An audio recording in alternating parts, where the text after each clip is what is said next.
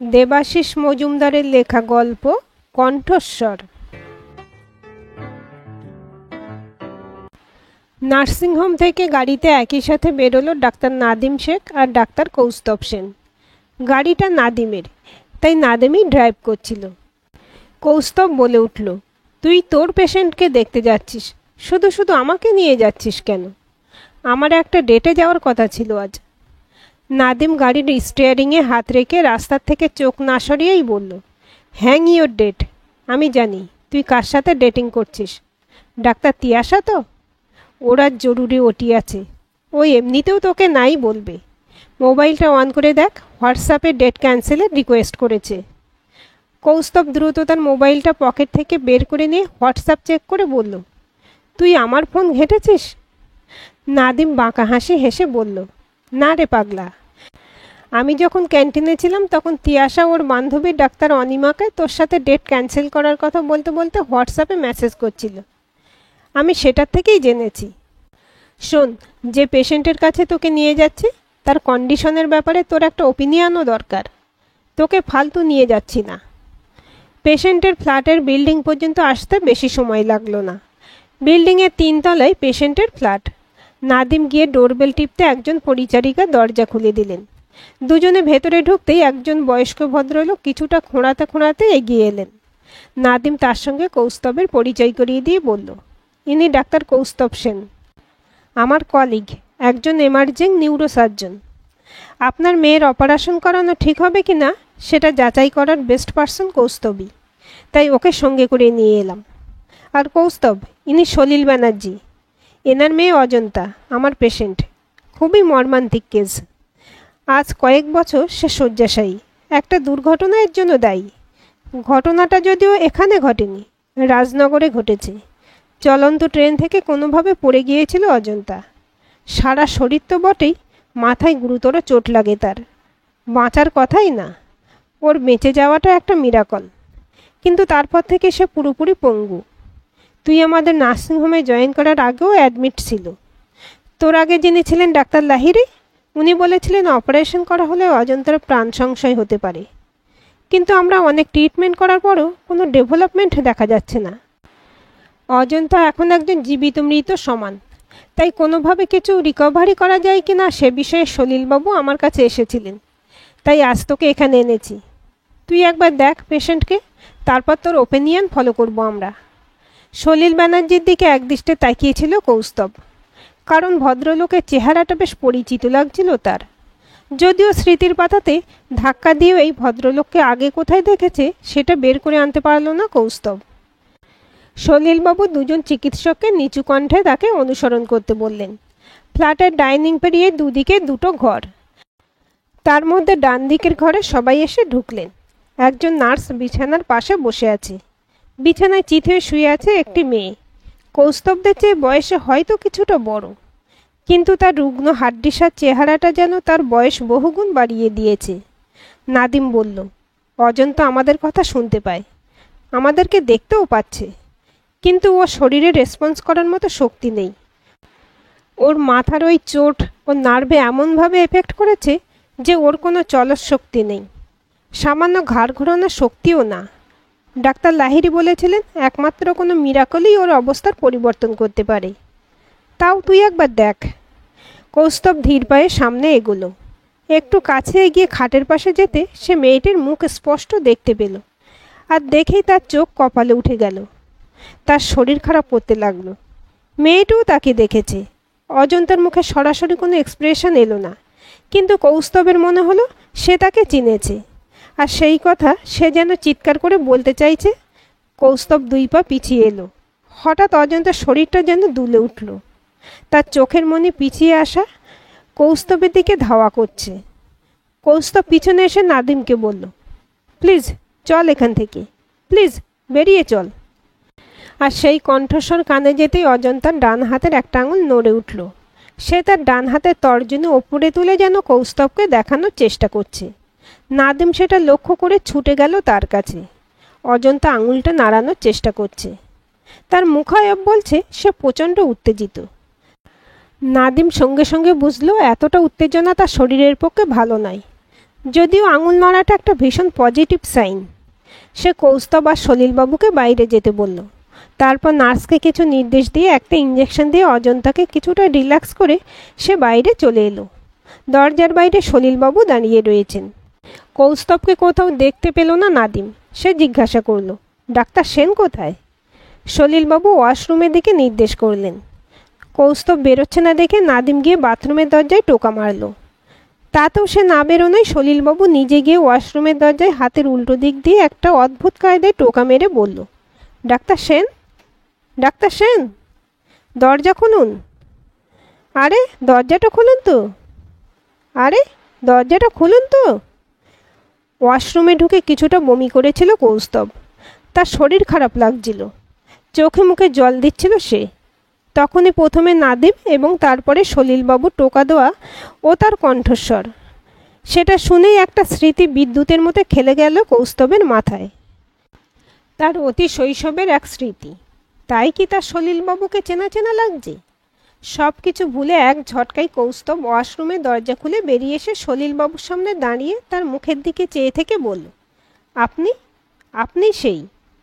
কৌস্তব কথা শেষ করার আগেই নাদিম বাধা দিয়ে বলল, কি হয়েছে তোর? অজন্তাকে দেখে এইভাবে রিয়্যাক্ট করলি কেন? এত সময়ের পর অজন্তাও রিয়্যাক্ট করলো, তাও তোকে দেখে। সে প্রচণ্ড উত্তেজিত ছিল ভেতর থেকে। আমি যদি ভুল না হই তাহলে তুই অজন্তাকে চিনিস আগে থেকেই। কিভাবে চিনিস ওকে? কৌস্তব বলে উঠল, আজে বাজে বকিস না। আমি ওনাকে কিভাবে চিনব? না না, আমি ওনাকে চিনি না। নাদিম বলল, আমাকে বোকা বানাস না কৌস্তব। আমি ডাক্তারিটা তোর চেয়ে আগে থেকে করছি। তোকে দেখে অজন্তাও চিনেছে, তাই সে এত উত্তেজিত। আর আমার এখন মনে পড়ল, তোর মেডিকেল কলেজ তো ছিল রাজনগরী। বাই এনি চান্স তুই ওর দুর্ঘটনার ব্যাপারে কিছু জানিস, বা somehow you are involve with her accident? সত্যিটা কি বল কৌস্তব।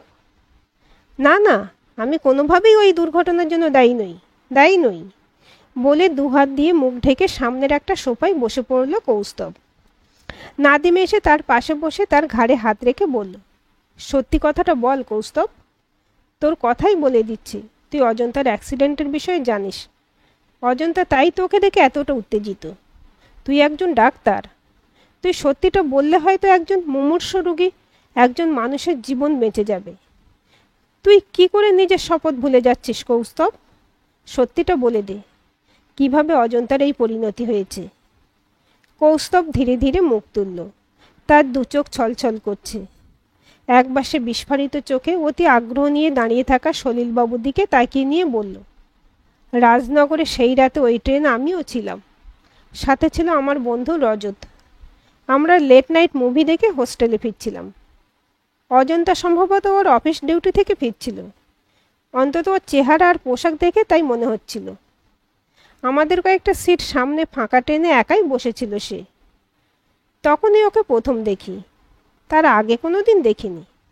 হঠাৎই একটা স্টেশন থেকে 7-8 জন দুর্বৃত্ত গুন্ডা টাইপের ছেলে ট্রেনে ওই কামরাতেই ওঠে। ওরা গিয়ে অজন্তাকে একা পেয়ে ওকে বিরক্ত করতে শুরু করে। অজন্তা আমার আর রজতের দিকে তাকিয়ে সাহায্য চায়। আমরা ছেলেগুলোকে বলি যে ওকে একা ছেড়ে দিতে, কিন্তু ওদের কাছে ছুরি, ছোরা, রিভলভার এইসব অস্ত্র ছিল। আমি ভয় পেয়ে যাই। রজতটাও প্রতিবাদ করতে এগিয়ে যাচ্ছিল, কিন্তু ওদের অস্ত্র দেখে আমি ভয় পেয়ে যাই। আমার শৈশবের কিছু স্মৃতি আমাকে আতঙ্কিত করে তোলে। আমি রজতকে টেনে এনে বলি, চলে আয় এখান থেকে, বেরিয়ে চল। ঠিক যেভাবে আজ তোকে অজন্তার ঘর থেকে বেরিয়ে আসতে বলেছিলাম, ঠিক সেইভাবেই। আমার কণ্ঠস্বরটা অজন্তার কানে গেছে, তাই সে আমাকে চিনেই আরও উত্তেজিত হয়ে উঠেছে। ওই সময় একটা স্টেশন এসে যাওয়াতে আমি রজতকে টেনে নিয়ে ট্রেন থেকে নেমে যাই। তারপর আর জানি না। রাতের ট্রেন ছেড়ে দেয়। অজন্তার তীব্র আর্তনাদ তখনও আমার কানে বাজে। ও কামরার ভেতর থেকে চিৎকার করে সাহায্য চাইছিল, কিন্তু ট্রেন ততক্ষণে ছেড়ে দিয়েছে। আমার কাপুরুষতার জন্য রজত আমাকে চড় মারে আর আমার সাথে সম্পর্কও ত্যাগ করে। আমাদের বন্ধুত্ব ভেঙে যায়।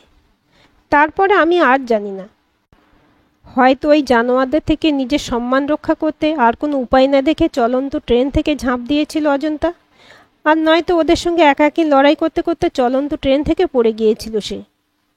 কথাগুলো বলে মাথা নিচু করল কৌস্তব। নাদিম একটা দীর্ঘশ্বাস ফেলে উঠে দাঁড়ালো। এতক্ষণ চুপ করে কথাগুলো শোনা সলিলবাবু এবার কিছুটা উত্তেজিত হয়ে কৌস্তবের কাছে এসে কিছুটা ক্রুদ্ধ গলায় বলে উঠল, তোমার কাপুরুষতার জন্য আজ আমার মেয়েটার এই হাল। যদি তোমরা সেই মুহূর্তে একটু সাহস দেখিয়ে প্রতিবাদ করতে। সলিলবাবুকে কথা শেষ করতে না দিয়ে হঠাৎ চোখে আগুন নিয়ে উঠে দাঁড়ালো কৌস্তব। তারপর বলে উঠল, আমার এই কাপুরুষতা তৈরি হয়েছে আমার শৈশব থেকে, আর তার জন্য দায়ী আপনি সলিলবাবু। নাদিম আমার কাপুরুষতার জন্য দায়ী এই লোকটা, এই সলিল ব্যানার্জি। সলিলবাবু চোখ কপালে তুলে হতবাক হয়ে দাঁড়িয়ে রইলেন। নাদিম দ্রুত কৌস্তবের কাছে এসে বলল, কাকে কি বলছিস কৌস্তব? আমার তো মনে হচ্ছে তোর এখন সাইকিয়াট্রিস্ট দেখানো উচিত। অজন্তাকে দেখে অনুতাপে তোর মাথা খারাপ হয়ে গেছে।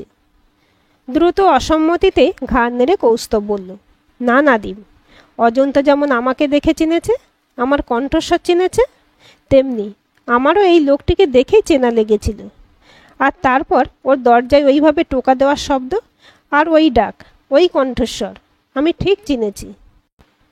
ওই ডাক আর ওই কণ্ঠস্বর আমি কোনো দিন ভুলতে পারবো না। উনিও আমাকে চিনবেন। কি সলু কাকু, আমি কি কিছু ভুল বলছি? সলু কাকু, স্বগতোক্তির মতো যেন শব্দটা বেরোলো সলিলবাবুর মুখ দিয়ে। এই নামে তো আমাকে একজনই ডাকত, সে সে গুড্ডু, সে অনিমেষদার ছেলে। তা তা কি করে হয়? কৌস্তব বলে উঠল, এই তো চিনেছেন। আপনার পুরো নামটা আমার মনে ছিল না, কিন্তু সে রাতে আপনার দরজায় টোকা দেওয়া আর ঠিক এই কায়দায় আমার বাবার নাম ধরে ডাকা আমি কোনো দিন ভুলব না। আমি অনিমেষ হালদারের ছেলে গুড্ডু। গুড্ডু বলে চোখে জল এসে গেল সলিল ব্যানার্জির। সঙ্গে সঙ্গে তার মাথাটাও টলে গেল। তিনি ধপ করে বসে পড়লেন সোফায়। নাদিম বলে উঠল, কি হচ্ছে আমি কিছুই বুঝছি না। কৌস্তব, তোর পদবি তো সেন, তাহলে অনিমেষ হালদার তিনি কি করে তোর বাবা হন? কৌস্তব বলল, তোরা যাকে আমার বাবা হিসেবে জানিস উনি আমার বায়োলজিক্যাল ফাদার নন। উনি আর মা আমাকে দত্তক নিয়ে বড় করেছেন, মানুষ করেছেন। কৌস্তব নামটাও আমার ওই মায়েরই দেওয়া। আমার আগের নাম ছিল অনির্বাণ হালদার। অনিমেষ হালদার ছিলেন আমার জন্মদাতা বাবা। আর এই লোকটা, এই সলিল ব্যানার্জি হলো আমার জন্মদাতা পিতামাতার আমার দিদির খুনি। ঘরে যেন বাস পড়ল। নাদিম চোখ বড় বড় করে বলল, কি কি বলছিস তুই? কৌস্তব বলে উঠল, ঠিক বলেছি। আর ওনার পাপের শাস্তি পাচ্ছে ওনার মেয়ে। সলিলবাবু চোখে জল নিয়ে উঠে দাঁড়িয়ে বললেন, ঠিক বলিসনি তুই গুড্ডু, ঠিক বলিসনি। তুই সবটা জানিস না। কৌস্তব বলে উঠল, নিজের পাপকে আর মিথ্যে দিয়ে ঢেকো না সলু কাকু। নাদিম, আমার বাবা ছিলেন দিয়াগঞ্জের এক বড় কারখানার শ্রমিক নেতা।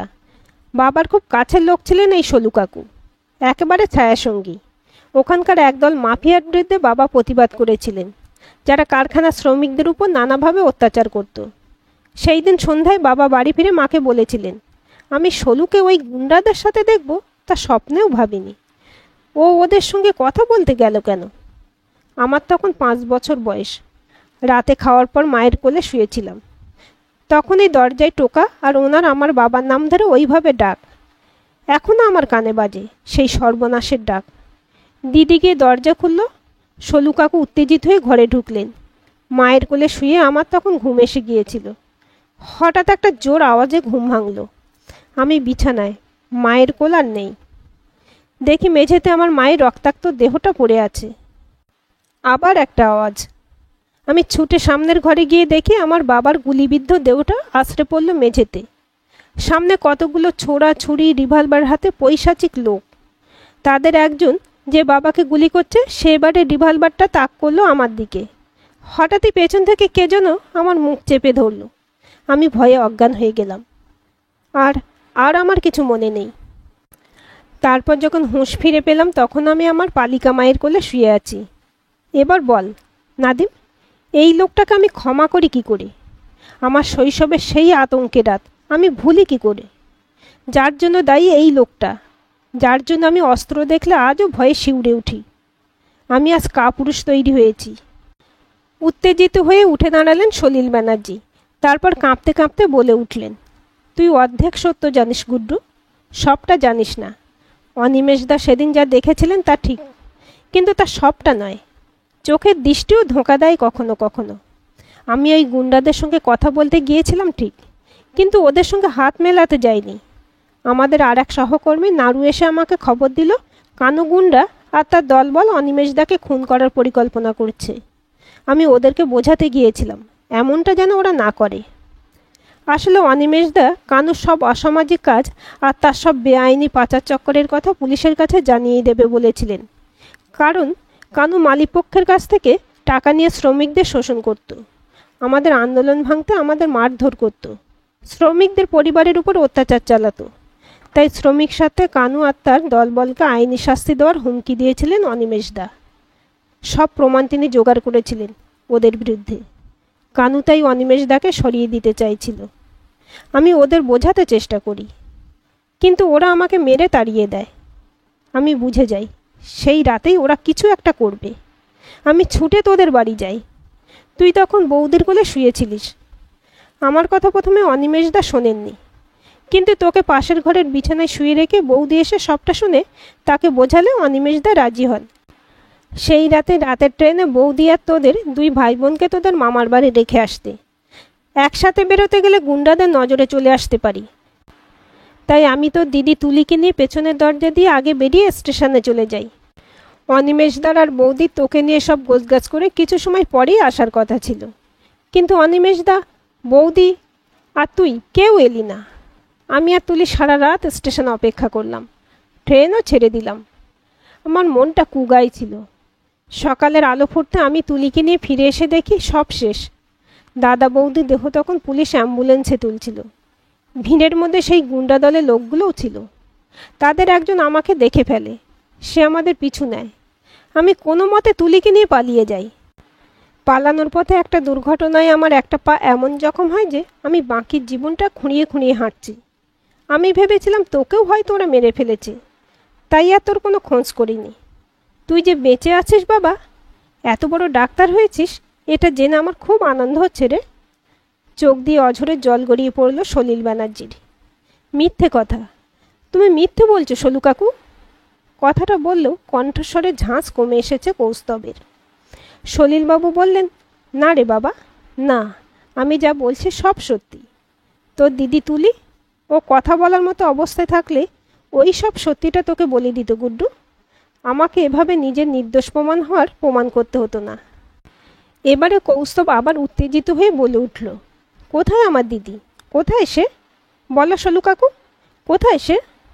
সলিলবাবু একটা দীর্ঘশ্বাস ফেলে বললেন, তোর নাম পদবি সব বদলেছে গুড্ডু, কিন্তু তোর কি নিজের দিদির ভালো নামটাও মনে নেই? এত বছরে কি তুই তাকে সম্পূর্ণ ভুলে গেছিস?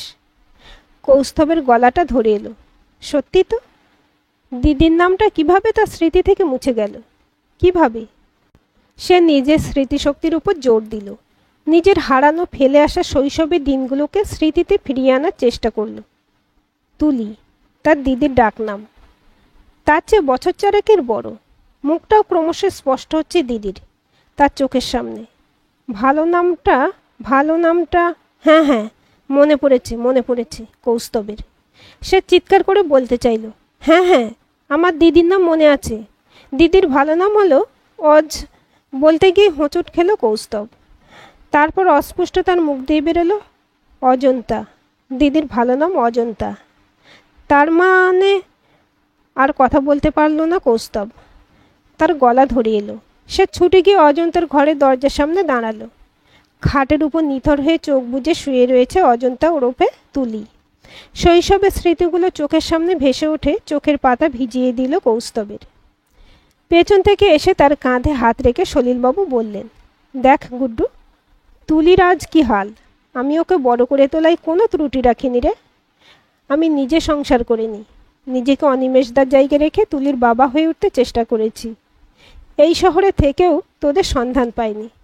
তুলি চাকরি পেয়ে রাজনগরেই গিয়েছিল। সেখানেও তার নিজের ভাই তুই ছিলিস, তাও ভাগ্যের পরিহাস দেখ, তোর চোখের সামনেই ওর এই অবস্থা হয়ে গেল। সবই ভাগ্য গুড্ডু। তবে সেই ভাগ্যই আবার চাকা ঘুরিয়ে তোদেরকে একসাথে মিলিত করেছে। আমার এবারে বিশ্বাস ফিরে আসছে রে, সব ঠিক হয়ে যাবে, সব ঠিক হয়ে যাবে। তুলি আবার ভালো হয়ে উঠবে। কৌস্তব চোখের জল মুছে বলল, হবেই হবে, যে কোনো মূল্যে আমি দিদিকে সম্পূর্ণ সুস্থ করে তুলবই, নইলে আমার ডাক্তার হওয়াই বৃথা। সেই জন্যই দিদিকে ভালো করার জন্যই হয়তো আমি আজ নিউরো সার্জন হয়েছি। সলিলবাবু নিজের কণ্ঠস্বর শক্ত করে বললেন, আমি তো তুলিকে বড় করেছি, কিন্তু যে ভালো মানুষেরা তোকে যত্ন নিয়ে বড় করে এত বড় ডাক্তার করেছেন, তাদেরকে একবার দেখতে চাই রে গুড্ডু। কোথায় আছেন তারা? কৌস্তব বলল, মা মারা গেছেন বছর 4 হলো। ওনার মতো স্নেহশীলা মানুষ আমি কমই দেখেছি। একবারের জন্য মনে হতে দেননি কখনো আমি ওনাদের নিজের ছেলে নই। তবে বাবা আছেন এখনও, এখন বাড়িতেই থাকেন বেশিরভাগ সময়ে। ব্যবসায়ী কুঞ্জলাল সেন, তবে এখন ব্যবসাপত্র সব ওনার স্টাফরাই দেখাশোনা করে। আমার ব্যবসায় কোনো ইন্টারেস্ট নেই, আর বাবাও আমাকে কোনো দিন ওই ব্যবসায় জোর করেননি। মা চলে যাওয়ার পর থেকে বাবা কিছুটা মানসিকভাবে ভেঙে পড়েছেন। সামনাসামনি তোমাদের দেখা অবশ্যই করাবো। তবে এখন আমার মোবাইলে এই বাবা মায়ের ফটো আছে, তোমাকে দেখাচ্ছি। দাঁড়াও সলু কাকু, বাড়ি গিয়ে আমি বাবাকে তোমার কথাও আজ বলবো। তবে আমাকে কিভাবে ওনারা খুঁজে পেয়েছিলেন তা কোনো দিন বলেননি। বাবা এ ব্যাপারে কথা বলাও পছন্দ করেন না। আসলে উনি আমাকে নিজের সন্তান ছাড়া আর কিছু ভাবতে পারেন না। কথা বলতে বলতেই মোবাইল বের করে গ্যালারি থেকে একটা ফটো বের করে সেটা সলিলবাবুর দিকে এগিয়ে দিল কৌস্তব। হাসি মুখে মোবাইলটা হাতে নিয়েও ছবিটা দেখেই চমকে উঠলেন সলিলবাবু। তারপর বললেন, না না না না, এ হতে পারে না, এ হতে পারে না, এরা না না, এই লোক তোর বাবা হতে পারে না গুড্ডু। কৌস্তব আর নাদিম অবাক হয়ে গেল। কৌস্তব বলল, কি বলছো তুমি সলু কাকু? আমার এই বাবাকে তুমি চেনো? সলিলবাবু বললেন, একে চিনব না? একে ভুলি কি করে? এই সেই লোক, আজকের কুঞ্জলাল সেন, সেই সময় দিয়াগঞ্জের কানুগুন্ডা, তোর আসল বাবা মায়ের হত্যাকারী। তোরা তুলি সর্বনাশের কারিগর এই সেই লোক, কানুগুন্ডা। কৌস্তব হতবাক হয়ে সলিলবাবুর হাত থেকে মোবাইলটা ফেরত নিয়ে বলল, তুমি ঠিক বলছো সলু কাকু? সলিলবাবু চোখে আগুন এনে বলেন, এই লোককে আমি কোনো দিন ভুলব না গুড্ডু। কিন্তু কেন এই লোক তোকে মেরে না ফেলে নিজের ছেলের মতন মানুষ করলো? কেন? কি চায় ও? আবার কি ঝড় আনতে চায় শয়তানটা? আমাকে আমাকে ওর কাছে নিয়ে চল, আমাকে জানতেই হবে ওর পরিকল্পনা কি। কৌস্তব চোয়াল শক্ত করে বলল, আমাকেও যে ওনার কাছে যেতে হবে। অনেক প্রশ্ন যে আমার মনেও জমা হয়েছে। নাদিম গাড়ির চাবিটা কৌস্তবের দিকে এগিয়ে দিয়ে বলল, আমার গাড়িটা নিয়ে যা, সলিলবাবুকেও নিয়ে যা। আমি বুঝতে পারছি অনেক জমা থাকা প্রশ্নের উত্তর তোদের মন এখন যা চাইছে তা একমাত্র তোর পালক পিতাই দিতে পারবে। অজন্তার জ্ঞান আর কিছু সময় পরেই ফিরবে। আমি এখানে আছি তোরা না আসা পর্যন্ত ওর খেয়াল রাখার জন্য। নার্সও আছে, কোনো চিন্তা নেই, তোরা যা। নাদিমের কাছ থেকে গাড়ির চাবি নিয়ে সলিলবাবুকে সাথে করে ফ্ল্যাট থেকে বেরিয়ে নিচে চলে এসে গাড়িতে বসে স্টার্ট দিল কৌস্তব। বেশ দ্রুত গতিতেই গাড়ি চালিয়ে মিনিট 40-এর মধ্যে নিজের বাড়িতে চলে এলো কৌস্তব। বাড়িতে যখন তারা ঢুকছে তখন রাতের আকাশে লাল মেঘ দেখা যাচ্ছে। নিজের ঘরে একাই বসেছিলেন কুঞ্জলাল সেন, জানালার দিকে তাকিয়েছিলেন। কৌস্তব ধীর পায়ে ঘরে ঢুকল। কুঞ্জলাল সেন তার উপস্থিতি টের পেয়ে জানালার দিক থেকে ঘুরে তার দিকে তাকালেন। তাকে বললেন, আসতে বেশ দেরি হলো তোর? আকাশটা গুমট করে আছে, মনে হচ্ছে বেশ বড় ঝড় আসতে পারে। মনটা সন্ধে থেকেই বড় আনচান করছে। তুইও আসতে দেরি করছিলি। তুই কাজে ব্যস্ত থাকিস বলে আর কল করিনি, তোর আসার অপেক্ষায় ছিলাম। কৌস্তব বলল, ঝড় অনেক আগেই এসে গেছে। কুঞ্জলাল সেন ভুরু কুঁচকে কৌস্তবের মুখের দিকে তাকিয়ে বললেন, মানে কি বলতে চাইছিস? এখনও তো আকাশ শুধু গুমট। কৌস্তব বলল, একজন ভদ্রলোক তোমার সঙ্গে দেখা করতে চান, আমি তাকে সঙ্গে করে নিয়ে এসেছি। তাকে দেখলেই তুমি সব বুঝে যাবে। বলেই দরজার বাইরের দিকে তাকিয়ে কৌস্তব ডাকল, এসো কাকা। উনি এই ঘরেই আছেন। দরজা দিয়ে খোঁড়াতে খোঁড়াতে ঢুকে এলেন সলিল ব্যানার্জি। তারপর কুঞ্জলাল সেনের সামনে এসে বললেন, চিনতে পারছো আমাকে? চোখ কুঁচকে ভালো করে সলিল ব্যানার্জিকে দেখেই চোখ বড় বড় হয়ে গেল কুঞ্জলাল সেনের। অস্পষ্ট তিনি বলে ফেললেন, তুমি তুমি কি করে এখানে? কি করে? সলিলবাবু গর্জন করে উঠে বললেন, কানুগুন্ডা, দিয়াগঞ্জের ত্রাস কানুগুন্ডা, কুঞ্জলাল সেন হয়ে ভদ্রলোক সাজলেও তার মুখোশ আজ আমি খুলে দিতে এসেছি। আর কি শয়তানি বাকি আছে তোমার? গুড্ডুর পরিবারকে শেষ করে দিয়ে ওকে বড় ডাক্তার করে কি প্রমাণ করতে চাইছো তুমি? আর কি শয়তানি বাকি আছে তোমার? জবাব দাও, সত্যি সত্যিটা বলো গুড্ডুকে। একবার কৌস্তবের দিকে তাকিয়ে নিয়ে সলিলবাবুকে উদ্দেশ্য করে কুঞ্জলাল বললেন, সত্যি তো সব তুমি ওকে এতক্ষণে বলে দিয়েছ। ঝড় তো আজ সেই জন্য এসেছে। বাকি প্রশ্ন একটাই, সেটা হলো কৌস্তবকে আমি মানুষ করলাম কেন? জবাব আমার স্ত্রীর জন্য। আমার আর মঞ্জুর একটা ছেলে হয়েছিল। আমার পাপেই এক অজানা জ্বরে বছর 4 বয়সে সে মারা যায়। তারপর অনেক চেষ্টা করেও মঞ্জু আর মা হতে পারেনি। আমি বাবা হতে পারিনি। মঞ্জু কেমন উন্মাদের মতো হয়ে যাচ্ছিল। সে রাতে অনিমেষ আর ওর বউকে খুন করার পর দেখি পাশের ঘর থেকে উঠে এসে দাঁড়িয়েছে অনিমেষের ছোট্ট ছেলেটা। তখন আমার মনে হলো আমার টিঙ্কুই আমার সামনে এসে দাঁড়িয়েছে। আমার লোক ওকে গুলি করতে যাচ্ছিল। আমি তাকে ইশারায় না করে ওকে মুখ চাপা দিয়ে পেছন থেকে জড়িয়ে ধরে তুলে নিই। ও আমার মুখ দেখতে পায়নি, কিন্তু ভয়ে অজ্ঞান হয়ে যায়। আমি ওকে নিয়ে বাড়িতে এসে ওকে মঞ্জুর কোলে দিয়ে দিই। মঞ্জু ওকে পেয়ে যেন বাঁচার শক্তি পায়। মঞ্জু জানতো ও টিঙ্কু নয়, কিন্তু ওকেই টিঙ্কু মনে করে আঁকড়ে ধরে ও। আমি হাজার পাপী লোক ছিলাম, কিন্তু মঞ্জুকে কোনো দিনও ঠকাইনি। ওর ভালোবাসাই ছিল আমার শেষ সম্বল। সেই মঞ্জু যখন এই ছেলেকে নিয়ে প্রাণ ফিরে পেল, তখন আমিও সব কিছু ছেড়ে, যা টাকা পয়সা ছিল সব কিছু নিয়ে দিয়াগঞ্জ ছেড়ে নিজের পরিচয় বদলে এই শহরে চলে আসি। ওর নাম পরিচয় সব বদলে দিই। কুড়িয়ে পাওয়া ছেলে বলে ওকে আইনগতভাবে দত্তক নেই। এখানে আসার পর আমার ব্যবসাও ভালো চলে। আমি নিজেও পাল্টে যাই। মঞ্জুর মতো আমিও ওকেই টিঙ্কু ভেবে নিই। নিজের সন্তান বলতে ওকেই বুঝে নিই। বলতে বলতে ঘরের একদিক ধরে হাঁটতে হাঁটতে একটা দেরাজের কাছে গিয়ে সেটা খুলে তাতে থাকা একটা রিভলভার বের করে নিয়ে দ্রুত সেটা নিয়ে সলিলবাবু আর কৌস্তবের দিকে ঘুরে দাঁড়িয়ে হিংস্র চাহনিতে নিজের ভেতরে ঘুমিয়ে থাকা কানুগুন্ডাকে আবার জাগিয়ে তুলে বললেন, কিন্তু আমি ভুলে গিয়েছিলাম, অতীত কখনো কারো পিছু ছাড়ে না। আজ মঞ্জু নেই, তাই যার জন্য আমি কানুগুন্ডা থেকে কুঞ্জলাল সেন হয়েছিলাম, সে না থাকায় আমার আবার কানুগুন্ডায় ফিরে যেতে কোনো বাধা নেই। অনিমেষের পরিবারকে শেষ করে যেমন আমার অপরাধের সব দাগ ওই দিয়াগঞ্জেই মুছে ফেলেছিলাম, তেমনি আজ এখানে তোমাদের দুজনকে শেষ করে দিতে পারলেই আমার অতীতের পাপের শেষ চিহ্নটুকুও থাকবে না। সলিল, তুমি তো শত্রুই, আর কৌস্তবের ধমনীতে তো সেই অনিমেষ হালদারেরই রক্ত বইছে, তাই তোমাদেরকে খতম করতে বাধা কোথায়? বলে একটা ক্রুর হাসি হাসলেন তিনি, আর পর মুহূর্তেই তার চোখের ভাষা বদলে গেল। তিনি বলে উঠলেন সজল চোখে, কিন্তু ও তো আর অনিমেষের ছেলে নেই। এই এত বছরে ওর মা আর আমি যে স্নেহ আর ভালোবাসা দিয়ে ওকে বড় করেছি, তাতে ও তো আর অনিমেষের ছেলে নেই। ও তো আমাদের টিঙ্কু, আমাদের হারিয়ে গিয়েও ফিরে আসা টিঙ্কু, আমার সেই ছোট্ট টিঙ্কু। ওকে আমি মারব কী করে? কিন্তু ওর পিতৃমাতৃঘাতক আমি। এই সত্যি পরিচয়টা নিয়ে তো আর ওর সামনে এসে দাঁড়াতে পারবো না। আমি মাথা তুলে আর ওর কাছে বাঁচতে পারবো না। ঘৃণা নিয়ে আমি বাঁচব না। বলেই চোয়াল শক্ত করে রিভলভারের নল ঘুরিয়ে নিজের মাথায় ঠেকিয়ে ট্রিগার টিপে দিলেন তিনি। সশব্দে বুলেট ছুটে তার মাথায় এফোন ওপর হয়ে গেল। কুঞ্জলালের নিথর দেহটা কাটা কলা গাছের মতন মেঝেতে পড়ে নিথর হয়ে গেল। সলিলবাবু আর কৌস্তবের একে অন্যের মুখের দিকে চাওয়াচাওয়ি করা ছাড়া আর কোনো উপায় ছিল না। ঠিক তখনই কৌস্তবের মোবাইলটা বেজে উঠল। কল রিসিভ করতেই নাদিমের গলা। অজন্তার জ্ঞান ফেরার পর আমি ওকে তোর আসল পরিচয় জানিয়েছি। হঠাৎ একটা মেজর প্রোগ্রেস দেখা যাচ্ছে। ডান হাতের আঙুলগুলো একটু হলেও নাড়াতে পারছে। ওর চোখের ভাষাও বদলে গেছে। তোকে দেখতে চাইছে, তুই তাড়াতাড়ি চলে আয়। চোখের জল মুছে কৌস্তব বলল, একটু সময় লাগবে, তারপরেই আসছি। কলটা সে কেটে দিয়ে সলিলবাবুর দিকে তাকিয়ে বলল, পুলিশে কল করে বাবার আত্মহত্যার খবরটা জানাই এবার।